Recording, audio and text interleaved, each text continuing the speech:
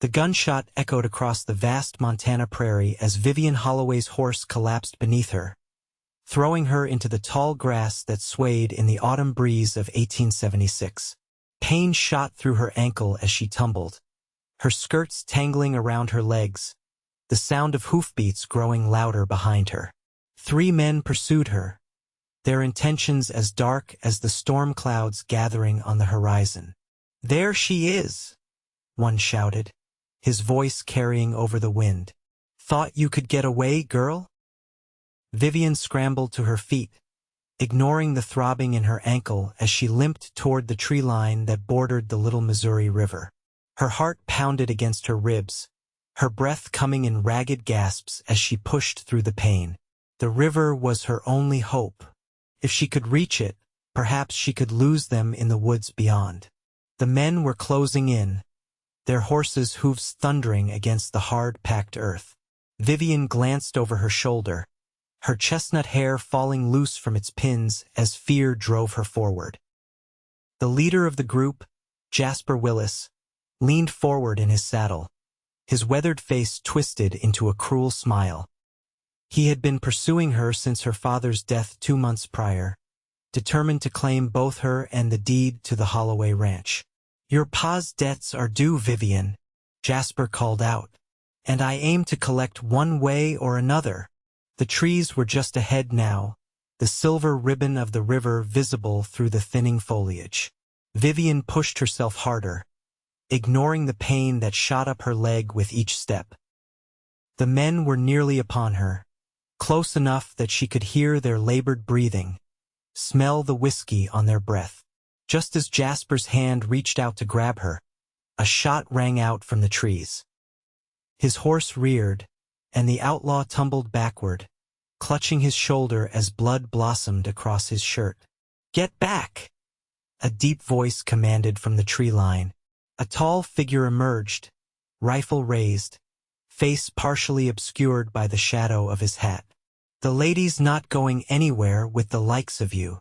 The 2 remaining men hesitated, guns half drawn as they assessed this new threat. "This ain't your business, stranger," one called out, but his voice wavered with uncertainty. "I'm making it my business," the stranger replied, taking another step forward. The sunlight caught his face then, revealing sharp features, piercing blue eyes, and several days' worth of stubble. "Now turn around and ride out, or the next bullet won't be so merciful." Jasper struggled to his feet, his face contorted with rage and pain.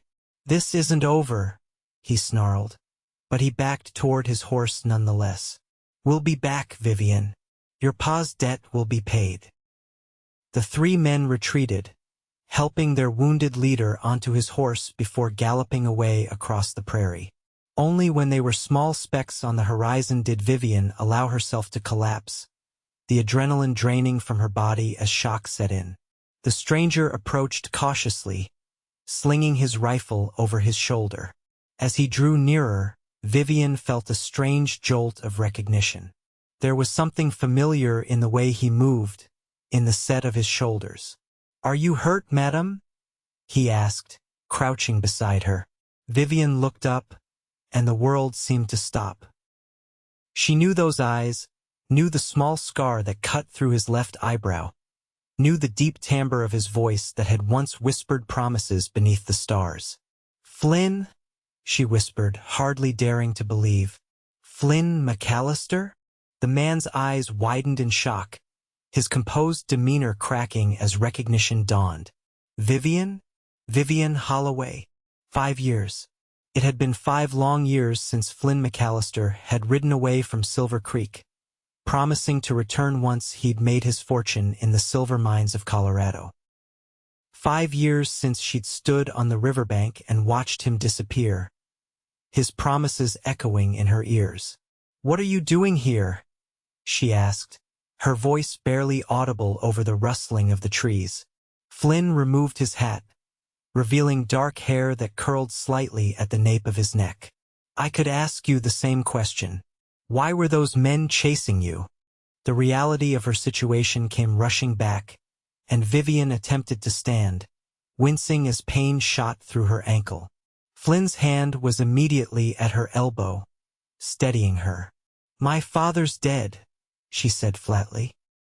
"Jasper Willis claims he was in debt to him for gambling. He wants the ranch. And me." Flynn's jaw tightened, his hand unconsciously moving to the gun at his hip. "Thomas Holloway is dead?" Vivian nodded, fighting back tears. 2 months ago. Pneumonia took him quickly."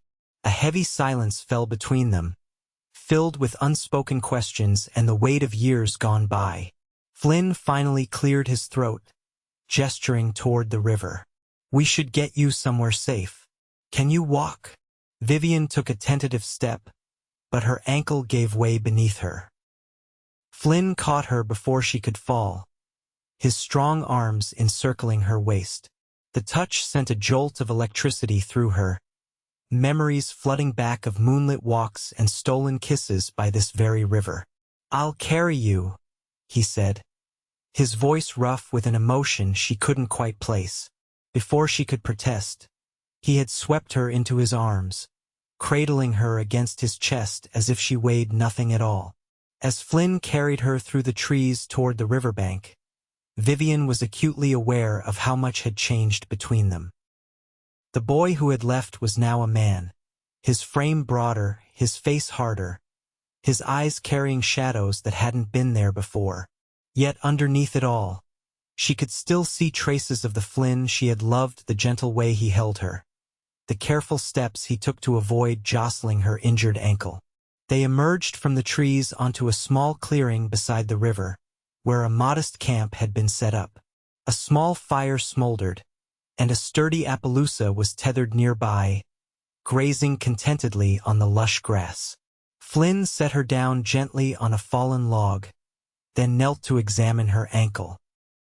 His touch was careful, professional, but Vivian couldn't help the way her breath caught when his calloused fingers brushed against her skin. "It's not broken," he concluded, "just a bad sprain. We need to wrap it and keep it elevated." As he worked, tearing strips from a clean shirt to bind her ankle, Vivian studied him. The years had weathered him, left lines at the corners of his eyes and a certain wariness in his posture. He was no longer the carefree boy who had taught her to fish in this very river, who had danced with her at the harvest festival, who had promised to come back for her. "You never returned," she said suddenly, the words escaping before she could stop them. Flynn's hands stilled for a moment, his eyes fixed on her ankle. "No," he said quietly. "I didn't. You promised." The hurt she'd buried for 5 years rose to the surface, sharp and bright as the day he'd left. Flynn finished wrapping her ankle and sat back on his heels, finally meeting her gaze. "I know, and I'm sorry, Vivian. More than you can know. 5 years, Flynn. Not a word, not a letter." He stood abruptly, moving to the fire and stoking it with more intensity than necessary. "It's complicated. Uncomplicated for me?" she demanded, anger giving her voice strength. "I waited for you. Every day. I went to the riverbank where we said goodbye, hoping to see you riding back to me. And every day you weren't there." Flynn ran a hand through his hair, a gesture so familiar it made Vivian's heart ache despite her anger. "The mines weren't what I expected," he began slowly. "I thought I'd strike it rich quickly, come back a wealthy man worthy of Thomas Holloway's daughter. But the work was brutal, dangerous. Men died every day." He turned to face her, and Vivian was startled by the raw pain in his eyes. "I nearly died myself in a cave-in, spent 6 months recovering, only to find myself deeper in debt than when I started. By then, a year had passed, and I was ashamed. Ashamed to come back empty-handed. Ashamed to face you as a failure. I never asked for wealth," Vivian said softly. "I only wanted you." Flynn's expression softened, but he shook his head. "Your father made it clear I wasn't good enough for you without prospects. And he was right. You deserved better than a penniless cowboy." My father had no right to. He had every right. Flynn interrupted. You were 17 when I left, Vivian. Barely more than a girl. He was protecting you. Vivian wanted to argue, to tell him how she'd fought with her father after Flynn's departure, how she'd refused suitors for years afterward. But the past couldn't be changed, and the present held more pressing concerns. What are you doing here now? She asked instead. After all this time? Flynn hesitated, moving to sit beside her on the log. He kept a careful distance between them, but Vivian could feel the heat of his body nonetheless. I heard rumors about the Holloway ranch while passing through Billings, he said. People talking about Thomas Holloway's daughter fighting to keep her land from creditors. I didn't know it was you until today, but I couldn't ignore someone in trouble. So you've appointed yourself my protector? Vivian couldn't keep the bitter edge from her voice. Flynn's eyes darkened. No, but I owe you a debt, Vivian. If I can help you keep your land, maybe it will begin to make up for breaking my promise. Vivian studied him, trying to reconcile the man before her with the boy she had loved. And after? Will you disappear again? The question hung between them, heavy with implications. Flynn stood, moving to tend to his horse, his back to her. We should focus on the immediate problem, he said, evading her question. Those men will be back, and likely with reinforcements. Do you have somewhere safe to go? Vivian sighed, recognizing the deflection but too tired to press the issue. The ranch is 5 miles east. My foreman, Walter, and 2 hands are there, but they're not gunfighters. Flynn nodded, beginning to pack up his camp. We'll head there at first light. You need rest, and traveling in the dark with Willis and his men about is too risky. As night fell, Flynn built up the fire and prepared a simple meal of beans and jerky. They ate in silence, the weight of unspoken words hanging between them. When it was time to sleep, Flynn offered Vivian his bedroll and prepared to sit watch by the fire. You need rest too, she said, noticing the exhaustion in his eyes. I'll be fine, he assured her. I've gone longer without sleep. As Vivian settled into the bedroll, surrounded by the scent of pine and leather that was uniquely Flynn, she watched him silhouette against the fire. So much had changed, yet her treacherous heart still quickened at his presence. 5 years of anger and hurt couldn't erase the feelings that had been buried, not destroyed. Flynn, she called softly. He turned, his face half in shadow. Thank you. For today. He nodded once, a ghost of a smile crossing his features. Get some rest, Vivian. Tomorrow will be a long day. As she drifted into sleep, lulled by the sound of the river and the crackling fire, Vivian wondered what tomorrow would bring. Flynn McAllister had returned to her life as suddenly as he had left it, and everything had changed in an instant. The man who had broken her heart was now her only hope of saving her home. Morning came with the gentle touch of sunlight filtering through the trees. Vivian awoke to find Flynn already up, brewing coffee over a fresh fire. Her ankle felt better, the swelling reduced enough that she could put weight on it, though not without pain. We should reach your ranch by midday if we take it slow, Flynn said, handing her a tin cup of strong coffee. As they prepared to leave, Vivian noticed Flynn constantly scanning the horizon, his hand never far from his gun. The easy confidence of yesterday had been replaced by a tense vigilance that spoke of years spent watching his back. Willis won't give up easily, Flynn explained when he caught her watching him. Men like that, they take rejection as a personal affront, especially from a woman. Flynn helped Vivian onto his horse, then mounted behind her.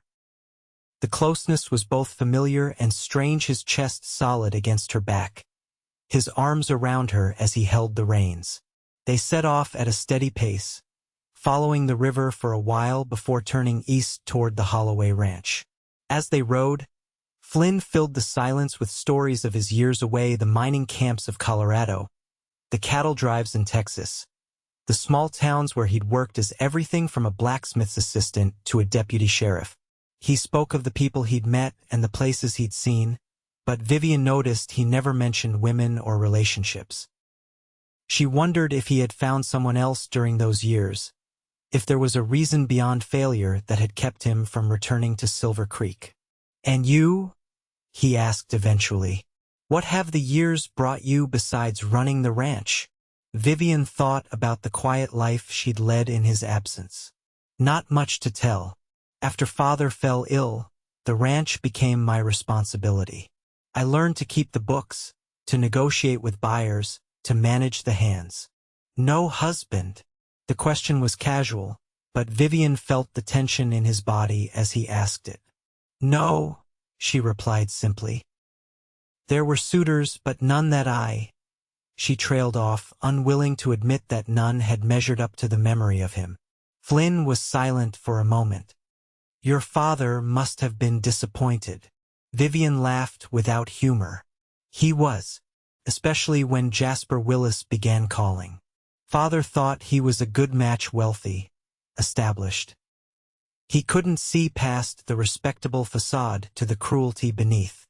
And now Willis thinks he has a claim on you and the ranch," Flynn said grimly. "He forged promissory notes after Father died," Vivian explained. "Claims Father lost heavily in poker games and signed over partial ownership of the ranch as collateral. It's a lie, but the sheriff is Willis's cousin. The law won't help me." They crested a small hill, and the Holloway ranch came into view below them. The main house was a sturdy two-story structure of timber and stone, with a wide porch wrapping around the front. Several outbuildings dotted the property, and beyond them stretched fenced pastures where cattle grazed. It was a prosperous operation worth coveting. "It's beautiful," Flynn said softly. "You've done well here." Pride swelled in Vivian's chest despite her concerns. "It wasn't easy after Father died. Some of the hands left, thinking a woman couldn't run a ranch. But we survived. We thrived, even." As they approached the main house, a weathered man in his 60s emerged onto the porch, rifle in hand.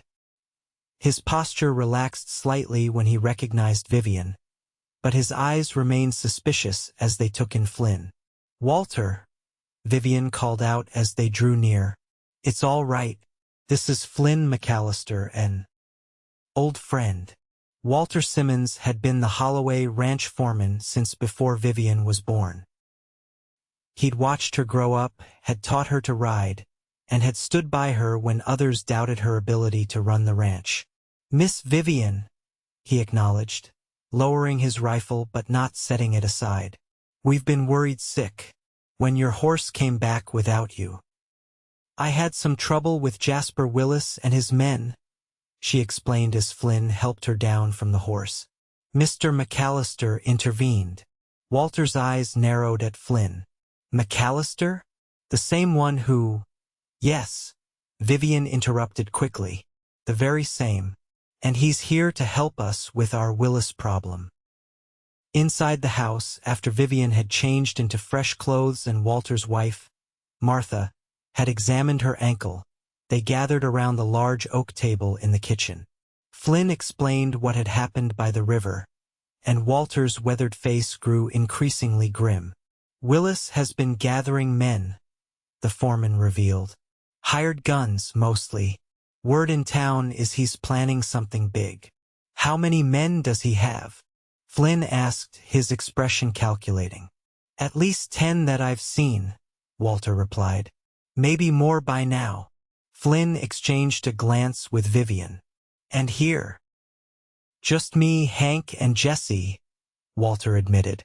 "The other hands left last month when Willis started spreading rumors about the ranch failing. For against 10 or more.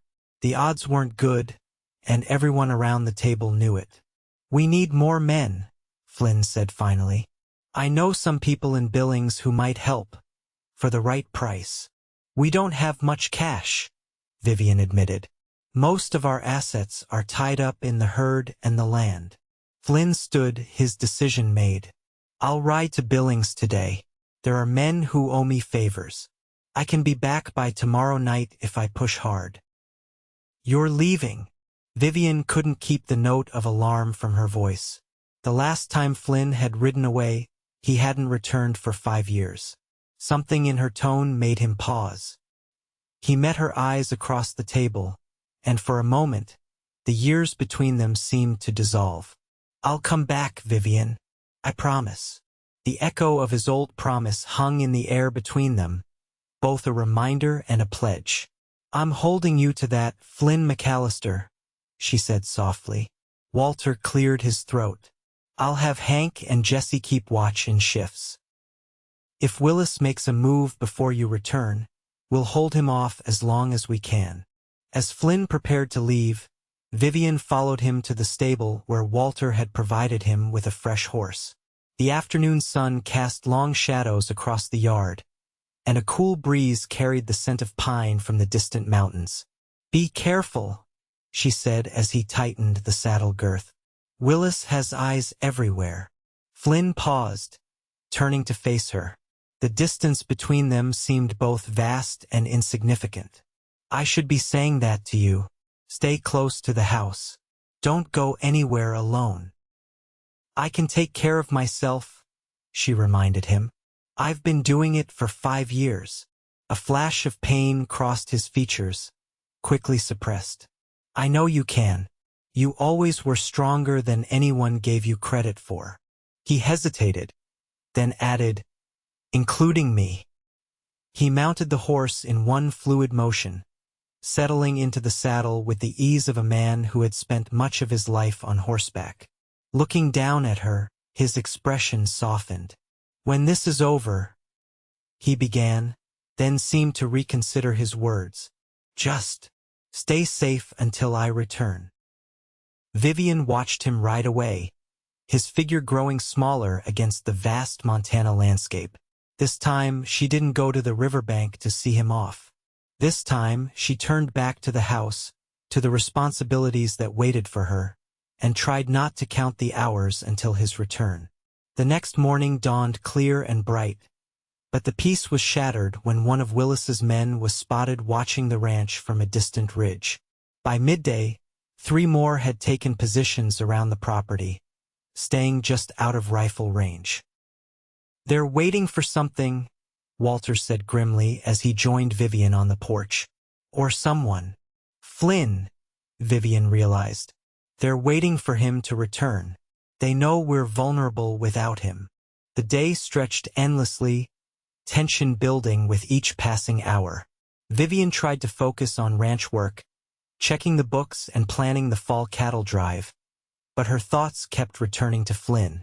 Had he found help in Billings? Was he on his way back? Or had he once again disappeared from her life? As dusk approached, Walter insisted on moving everyone to the main house. The windows were shuttered, lamps dimmed, and guns loaded and placed strategically throughout the first floor. If they come tonight, Walter explained, we want to be together, not spread out across the property.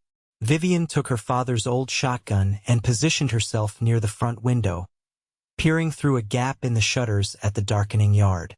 The waiting was the worst part, the knowledge that danger was coming without knowing when or how it would arrive. It was well past midnight when the sound of approaching horses broke the silence. Vivian's heart leapt to her throat as she counted the shadows moving toward the house, at least a dozen men, with Jasper Willis's bulky silhouette easily identifiable in the lead. They're here, she whispered to Walter, who nodded grimly and signaled to Hank and Jesse to take their positions. The riders stopped about 30 yards from the house. For a moment, there was silence, and then Willis's voice rang out, loud and confident.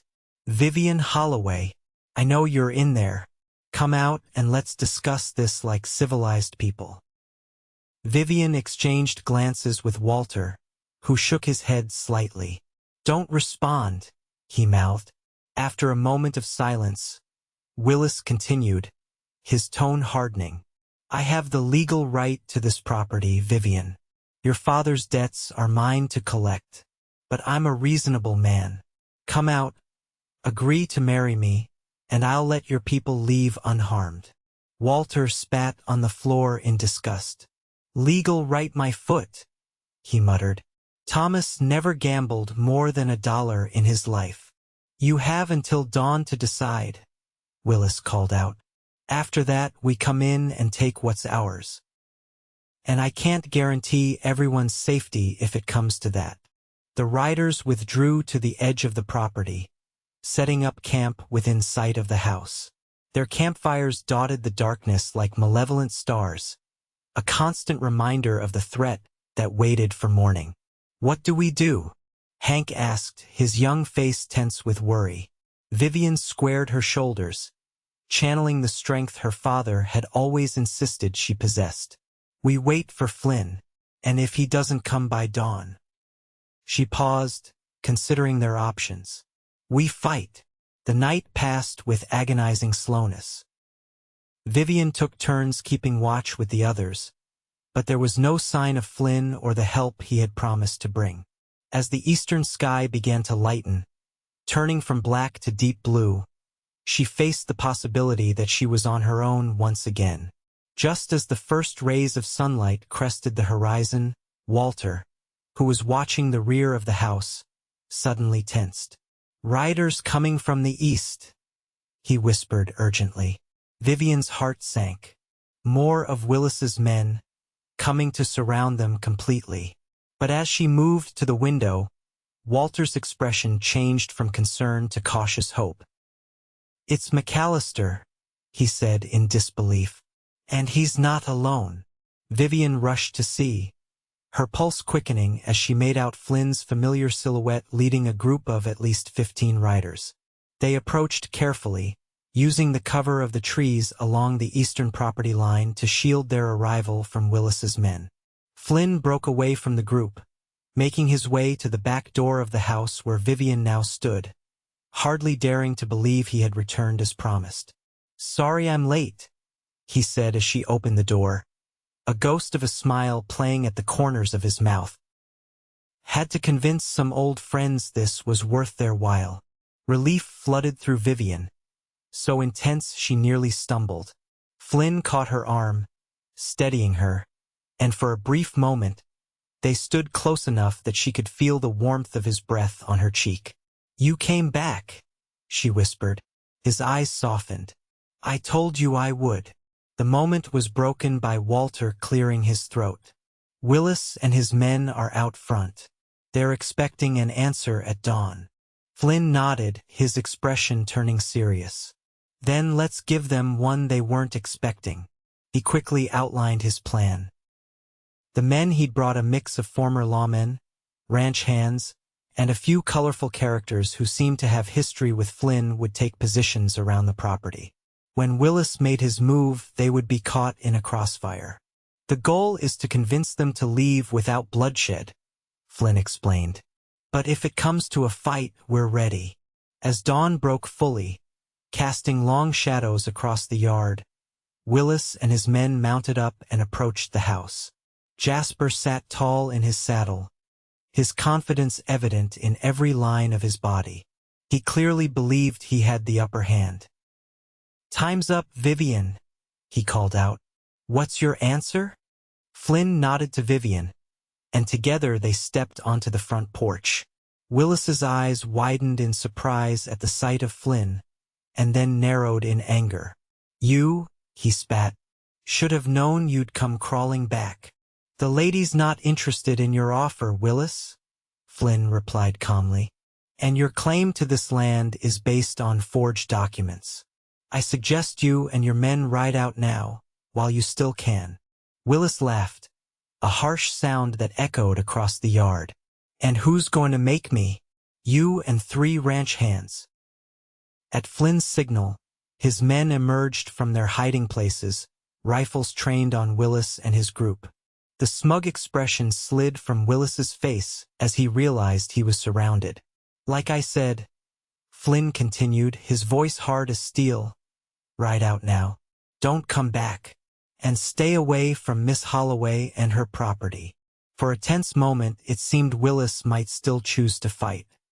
His hand hovered near his gun, and his men looked to him for direction. But finally he spat on the ground in disgust. "This isn't over," he growled. "I have friends in high places. The law's on my side." "Actually," one of Flynn's men said, stepping forward, "it's not."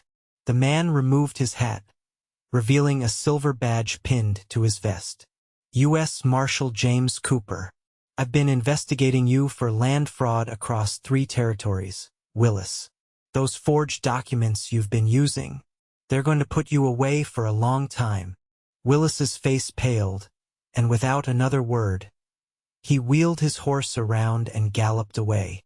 Most of his men followed immediately, unwilling to face a U.S. Marshal and superior numbers. As the dust settled from their hasty departure, Vivian turned to Flynn in amazement. "A U.S. Marshal? How did you manage that?" Flynn's smile was tinged with weariness but genuine. "James and I have history. I saved his life in Deadwood 2 years ago. When I told him about Willis's scheme, he was eager to help. Turns out Willis has been pulling this same trick throughout Montana and Wyoming." The next few hours were a flurry of activity as Marshal Cooper took statements from Vivian and Walter about Willis's threats and claims.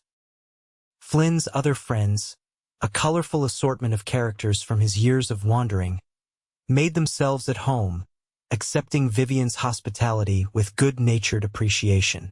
It wasn't until evening, when most of the men had either departed or settled in the bunkhouse for the night, that Vivian found herself alone with Flynn. They sat on the porch swing, watching as the last light faded from the sky and stars began to appear, one by one. "Thank you," Vivian said softly.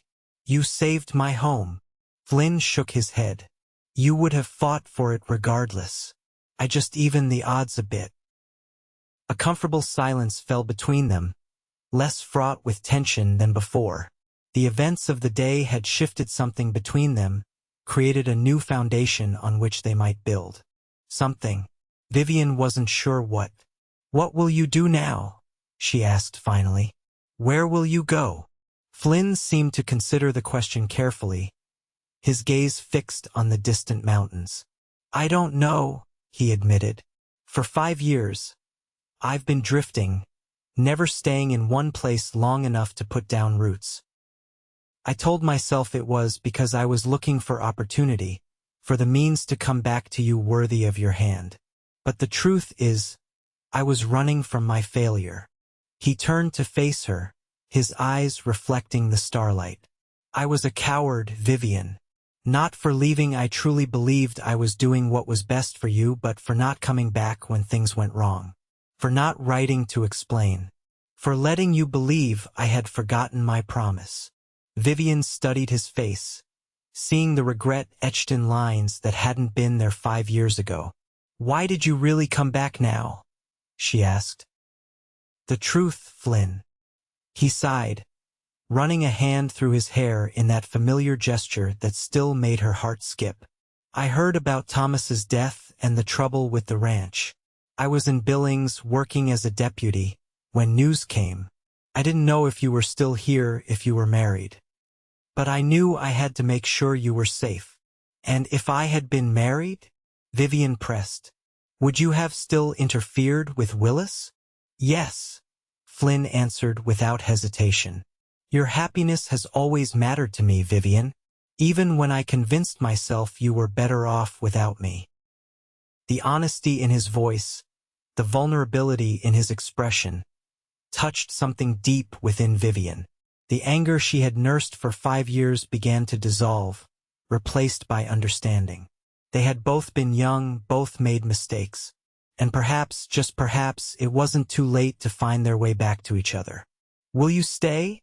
she asked, the question hanging between them like a fragile thread that might connect their separate lives once more. Flynn's gaze dropped to his hands. "Would you want me to? After everything?" Instead of answering directly, Vivian stood, extending her hand to him. "Walk with me." Flynn rose, taking her offered hand with a gentleness that belied his strength. Together they descended the porch steps and crossed the yard, heading toward the path that led to the river. The moon had risen, casting a silver glow over the landscape, illuminating their way. Neither spoke as they walked, the night sounds of crickets and distant coyotes filling the silence. Their hands remained joined, a tentative connection bridging years of separation. The river came into view, its surface gleaming in the moonlight, the gentle rush of water over stones a soothing backdrop. Vivian led Flynn to a specific bend in the river, where a large, flat rock jutted out over the water. It was here 5 years ago that they had said goodbye. Here that he had promised to return. Here that she had waited, day after day, until hope had turned to despair and finally to a dull acceptance. They sat side by side on the rock, close but not touching except for their still joined hands. The river flowed endlessly before them, constant despite the changes in their lives. "I used to come here every day," Vivian said finally, her voice barely audible above the water's gentle music. "I would sit and watch the bend in the river, imagining you appearing around it. For months I kept believing you would come. And then you stopped believing." Flynn finished for her, his voice rough with emotion. Vivian nodded. "I had to. It was the only way to go on living." Flynn's grip on her hand tightened almost imperceptibly. "I don't deserve a second chance, Vivian. I know that, but if you were willing to give me one, I swear I would spend every day proving myself worthy of it." Vivian turned to face him, studying the face that had haunted her dreams for 5 years. He was different, harder, more weathered, his eyes carrying the weight of experiences she couldn't begin to imagine. But underneath it all, she could still see the Flynn she had loved. Perhaps he had always been there, waiting to be found again. "I'm not the same girl you left behind," she said softly. "I've changed too." "I know," Flynn replied. "You're stronger, more independent. You've built a life without me, and I admire that more than I can say." The honesty in his voice, the absence of any attempt to reclaim what they had once been, touched Vivian deeply. He wasn't asking her to go back to the past. He was offering to build something new, something that honored who they had become. Slowly, Vivian raised her free hand to his face, her fingers tracing the line of his jaw, feeling the roughness of his stubble beneath her touch. Flynn remained perfectly still, his eyes never leaving hers, allowing her this exploration of the man he had become. "Stay," she whispered. "Not because of the past, but because of who we are now. Stay and let us discover if there's still something worth building between us." Flynn's eyes closed briefly at her words, as if her touch and her offer were almost too much to bear. When he opened them again, they shone with an emotion that stole Vivian's breath. "Are you sure?" he asked, his voice hoarse. "I don't want to hurt you again. I couldn't bear it." In answer, Vivian leaned forward and pressed her lips to his, a gentle kiss that carried the weight of 5 years of separation, of growth, of change, and of the possibility of a new beginning. Flynn remained still for a heartbeat, and then his arms were around her, pulling her close as he returned the kiss with a tenderness that made her heart ache. When they finally parted, both breathless, Flynn rested his forehead against hers. "I love you, Vivian Holloway," he whispered. "I never stopped, not for a single day." "Show me," she whispered back. "Stay and show me, day by day." They returned to the house hand in hand, the future uncertain but full of possibility. The coming days would bring challenges. Willis might return. The ranch needed attention, and they had 5 years of separation to bridge. But as they stepped onto the porch, Vivian felt a sense of rightness, of coming home in more ways than one. Flynn paused at the door, looking down at her with a mixture of wonder and determination. "I promise you, Vivian, I won't disappear again. Whatever comes, we'll face it together." This time, Vivian believed him. The next morning, Vivian awoke to the sounds of activity in the yard. From her bedroom window, she could see Flynn and Walter deep in conversation near the corral, gesturing toward the pastures beyond. The sight of Flynn, still there, still real, sent a wave of warmth through her. She dressed quickly and made her way downstairs, where Martha was preparing breakfast for the hands who had stayed the night. "He's been up since dawn," Martha commented, noticing Vivian's gaze drifting toward the window. "Already fixed that broken corral fence and helped Walter plan the fall roundup." Vivian smiled, unsurprised. Flynn had always been a hard worker, always eager to prove his worth through action rather than words. Outside, the morning air was crisp with the promise of autumn. Flynn looked up as she approached, his face breaking into a smile that made her heart flutter despite her best efforts to remain composed. "Good morning," he said, touching the brim of his hat in greeting. "Walter's been filling me in on the ranch operations. You've done incredible work here, Vivian." Walter nodded in agreement.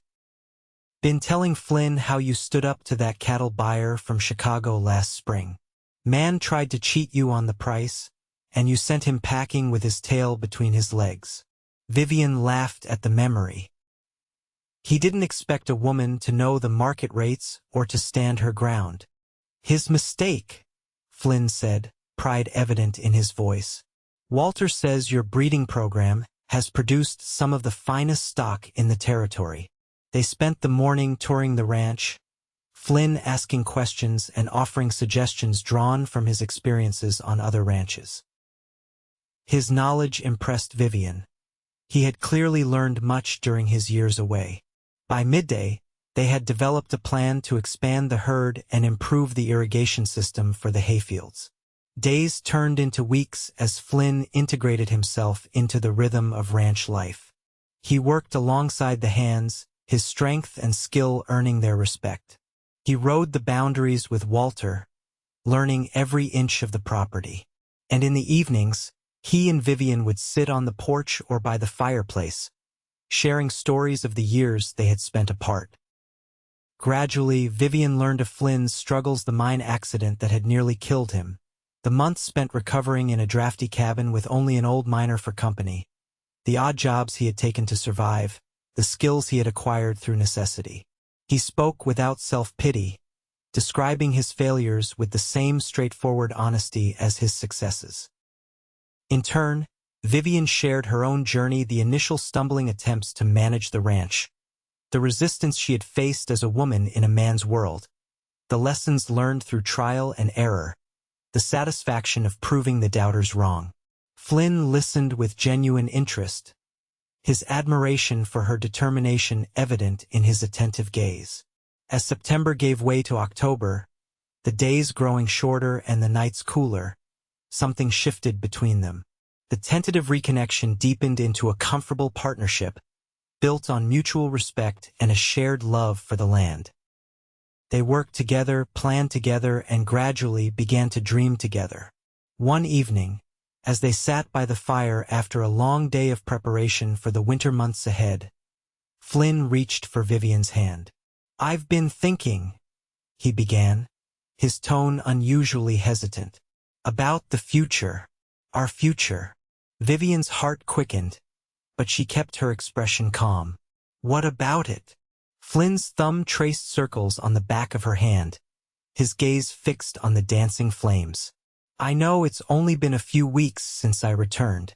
I know we're still finding our way back to each other. But I want you to know that I'm committed to this, to you, to the ranch, to building a life here." Vivian squeezed his hand, encouraging him to continue. "I've put away some money," he went on, "from my deputy work in Billings. It's not much, but it's enough to make some improvements to the north pasture, maybe expand the herd come spring." The practical nature of his proposal touched Vivian deeply. This wasn't the impulsive dream of a boy, but the considered plan of a man who understood the realities of ranch life and was offering to invest in their shared future. "I'd like that," she said softly. "I'd like that very much." Flynn's eyes, when they met hers, held a question he wasn't yet ready to voice. But Vivian understood, and her smile gave him the answer he sought. They had time to rebuild trust, to deepen their connection, to ensure that when he did finally ask that most important question, they would both be ready for the commitment it represented. News from town arrived a week later. Jasper Willis had been arrested in Billings, charged with multiple counts of fraud. Marshall Cooper had uncovered a pattern of forged documents and intimidation stretching back years. Willis would likely spend the next decade in prison. The threat removed, Vivian felt a weight lift from her shoulders. The ranch was secure, its future no longer in jeopardy. That evening, she found Flynn by the river, at their special spot on the rock overlooking the water. "Willis won't trouble us again," she said as she sat beside him. Flynn nodded, his expression thoughtful. "That's good news. But there will always be challenges, Vivian. Running a ranch is never easy." "I know," she replied, "but we're stronger together than apart." The simple truth of her statement hung between them, acknowledged with a shared glance that spoke volumes. Flynn reached for her hand, his calloused palm warm against hers. "Do you ever wonder," he asked after a moment, "how different things might have been if I had stayed? Or if I had come back sooner?" Vivian considered the question carefully. "Sometimes. But I also wonder if we would have appreciated what we have now without the time apart. You needed to find your way, Flynn, and I needed to find my strength." Flynn's expression softened, his admiration for her wisdom evident. "You always did see things more clearly than I did." As the sun began to set, casting the river in golden light, Flynn stood and offered Vivian his hand. "There's something I want to show you." Curious, she allowed him to lead her back toward the house. But instead of heading for the main building, he guided her toward the old oak tree that stood sentinel at the edge of the yard. Beneath its spreading branches, Flynn had laid out a simple picnic, a blanket, a bottle of wine, and a small wooden box. "What's this?" Vivian asked, surprised by the unexpected gesture. Flynn's smile was tinged with nervousness as he gestured for her to sit. "I realized something today. 5 years ago, I left to make my fortune, believing I needed wealth to be worthy of you. I spent years chasing that dream, only to return empty-handed in the conventional sense." He sat beside her, taking both her hands in his.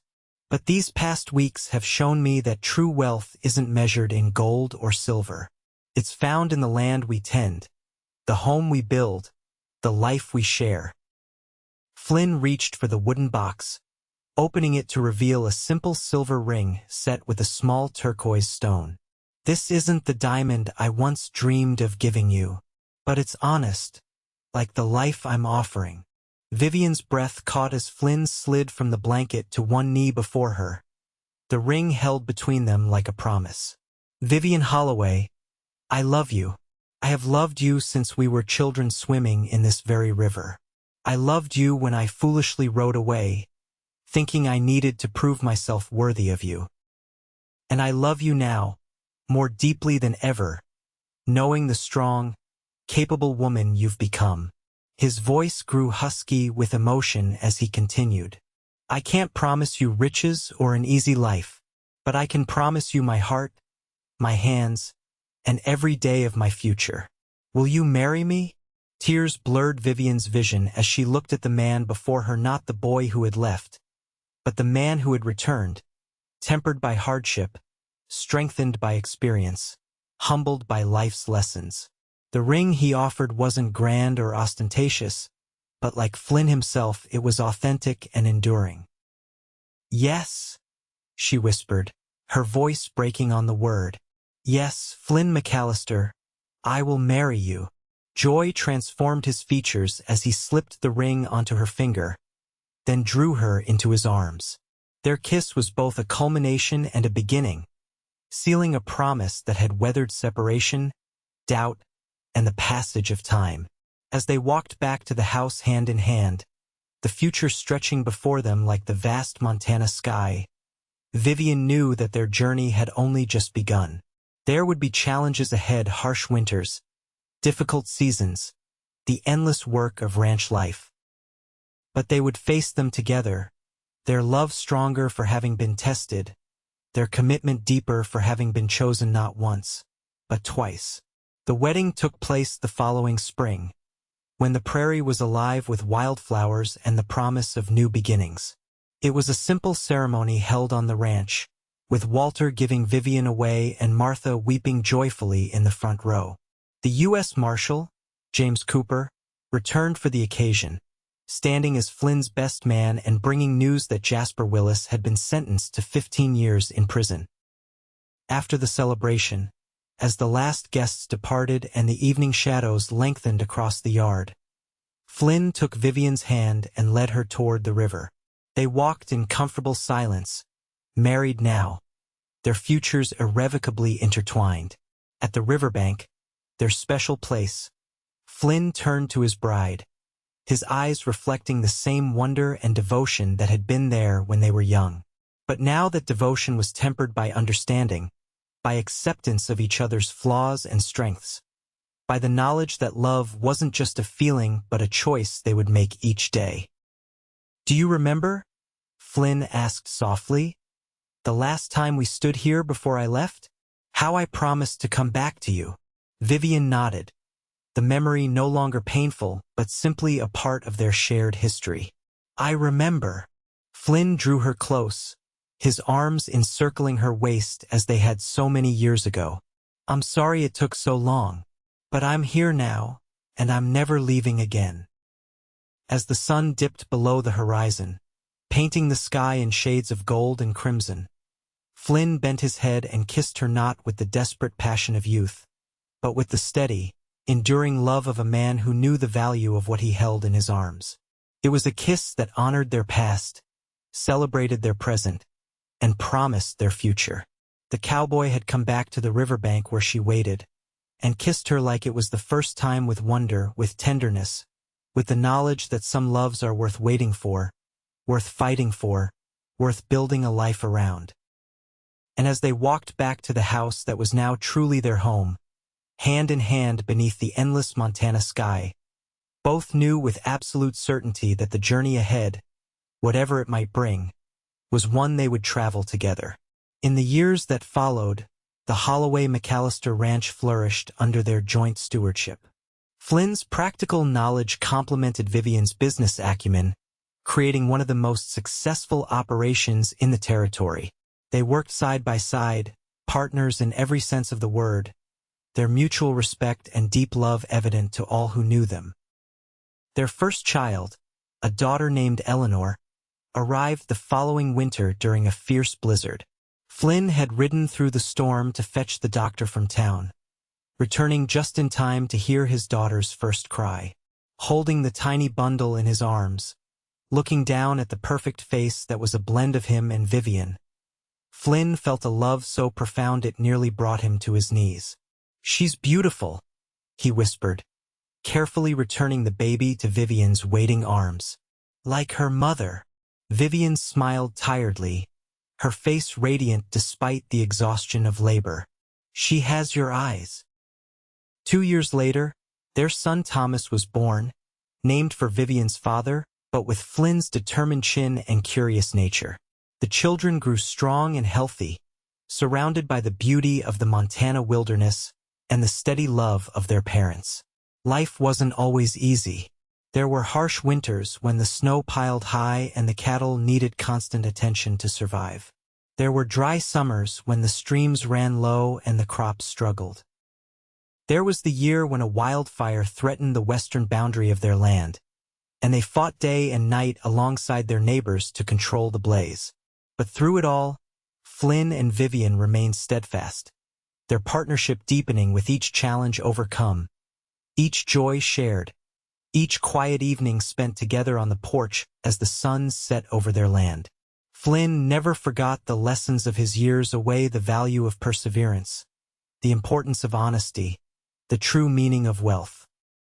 He taught these lessons to his children, Not through lectures but through example, showing them daily what it meant to love the land, to honor one's commitments, to treasure the people who shared your life.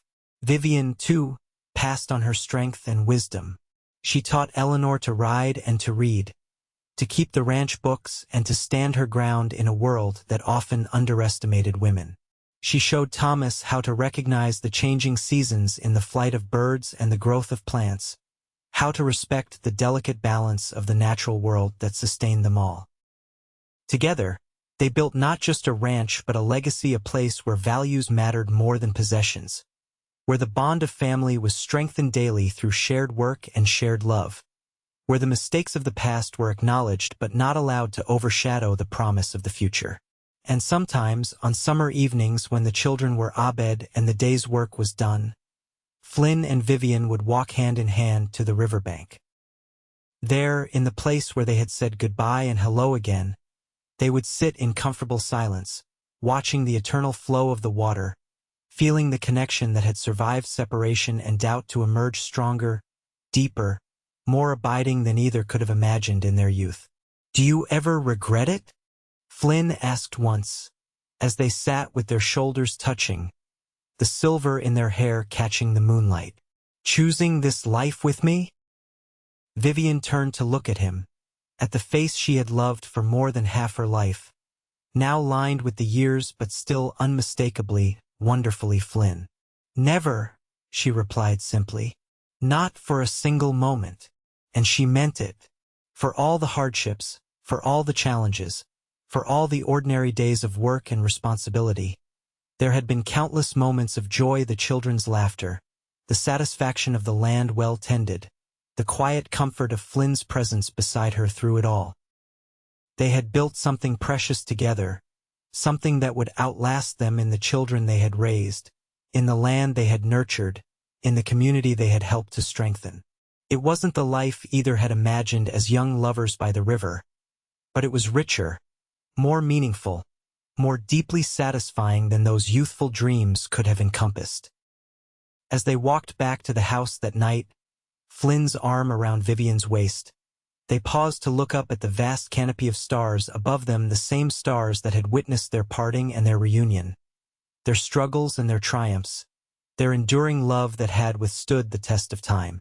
The cowboy had indeed come back to the riverbank where she waited, and kissed her like it was the first time. But it was all the days that followed, the ordinary, extraordinary days of a life shared in love and purpose, that had truly fulfilled the promise of that moment. And in the quiet of their hearts, both knew it had been worth the wait.